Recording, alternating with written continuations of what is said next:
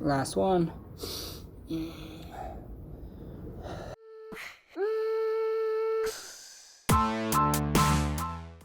Hello everyone and welcome back to the Disciplined Man's video series. To be clear from the beginning, my next videos will be structured mainly in three sections. The first one will be the Disciplined Man's exercise routine, with which I'm gonna start the series today. The second one will be the Disciplined Man's diet, which will focus on the diet and dietary practices, and the third one will be focused mostly on the psychological habits that I'm following through. So my running routine is structured in the next way. Usually I'm doing either 7.5 kilometers or 10 kilometers. In the last 9 months I started with the 7.5 kilometers, and then around 2-3 months ago I switched to the 10 kilometers one. Of course, for the beginners it's harder to follow the 10 kilometers one. For someone it can be even challenging to start the 7.5 one, so I would recommend to start maybe even lower than that with 5, but again it's up to you. The way I'm doing it, it's 10 kilometer one today. That's what I'm gonna do. That's how I'm finishing my week this week. So usually it's 10 kilometers. Along the way I'm having a total of 10 plank exercises. They're sectioned around the way every 1 kilometers, every 750 meters, or every 500 meters. It depends on the distances that you run. They're structured in the next way. 2 of the sessions are 2 minutes long, and once in every 30 seconds I'm doing a push-up. The other 8 plank sessions are 1.5 minute long. Again, every 30 seconds I'm doing the push-up. That's usually the way I'm doing it, in order to not become stale, in order not to have my muscles too cramped up. But it's also a stress test to see if you're bearing the weight of doing it. Every time I'm running on the same track, for me, I don't like changing the track, and I don't get bored with it. I'll just know it's 10 kilometers long. In the beginning I'm using tracking app, so I would know along the way where every kilometer ends. So when that distance it ended, let's say at the second, third kilometer, I'm just dropping down a little bit to the sidewalk, and I'm just doing my plank routine, trying not to bother anyone passing by.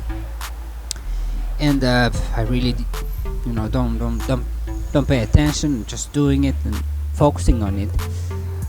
Also, as a side note, if you don't like running, or if you cannot do running, you can do cycling instead. So the way it is, like for me, this running routine of 10 kilometers, usually it's 1 hour and 15 minutes long, together with a plank. Usually I'm messing around 16 minutes of plank when I'm running. In total it's 16, but with the time dropping down and getting back up, it's usually 17 and a half. So whatever you're doing, running or cycling, just try to get the exercise of cardio around the area of 1 hour and 15 minutes together with the plank. Or if you're doing just the cycling, you can do just the cycling cardio, and then later in the day you can do the plank series. So the plank series are very good for your core strength, and it's a very good exercise for maintaining your spine health. So the way I'm structuring my running exercises during the week is I'm trying to do it 4 times. Monday I'm resting, Tuesday and Wednesday I'm running, Thursday I'm resting, Friday and Saturday again I'm running, and on Sunday I'm resting again.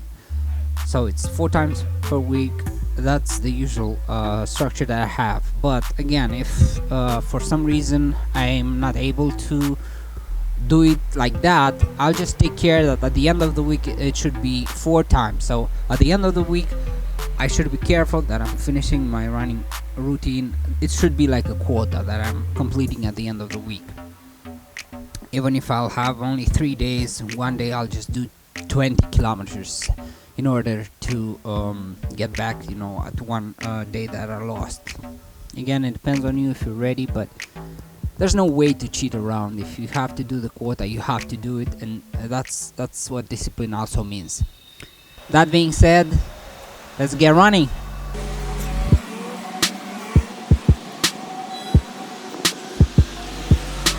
Boy, I got a lot of problems with you. I am about to get you a hospital bed and then I will stitch you, get you a tissue, fix you a cup of coffee to hit you, bit you.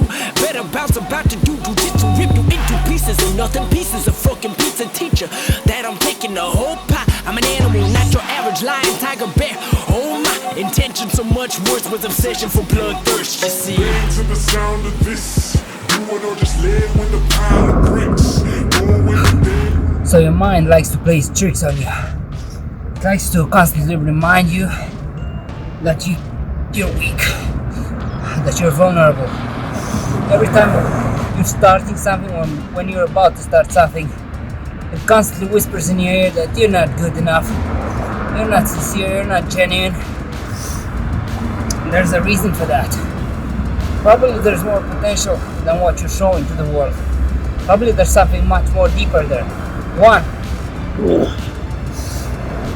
Second, you have to attack it every morning. Every time you wake up in the morning, you have to go back and fight it. When you wake up in the morning, a lot of times your body is sore, your joints ache, you feel like you need a break. Well, guess what? You don't. It's 2 hours and you're back into the game. And there's no one else to fight that fight for you. It's you the one who have to take the responsibility and do it. There's no one coming around and give you a hand of help. Not in a sustainable way. 2. 3. When you're 80 years old, when you're sitting in that comfortable chair of yours, trying to make a summary of your life, you're gonna have to ask yourself back, have I given enough? Have I given everything I had at any moment that I possibly could? And you will not fool yourself. And that's the reason why that voice inside you, it constantly tries to make you give 99 of what you can, because you have to push it. So push it. 3. So there are 3 types of wars that you have to wage every day with yourself. There's the diet war, there's the exercise war, and there's the psychological war.